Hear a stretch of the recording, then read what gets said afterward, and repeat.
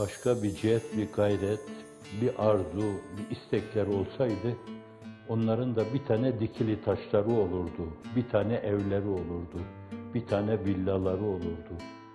Parlamenterliğe talip olurlardı, saraya talip olurlardı, bakanlığa talip olurlardı. Olmadılar. Eğer işlerinde böyle birisi varsa ve fakirin de onlar üzerinde küçük bir hakkı varsa, iki elim yakalarında kalsın, Allah huzurunda hakkımı helal etmiyorum. Bu hizmet, bu vazife tamamen İsar mülahazasına dayalı bir hizmettir. Yaşatmak için yaşama hizmetidir.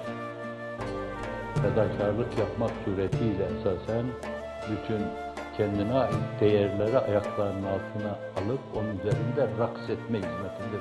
Allah'ın izni inayetiyle.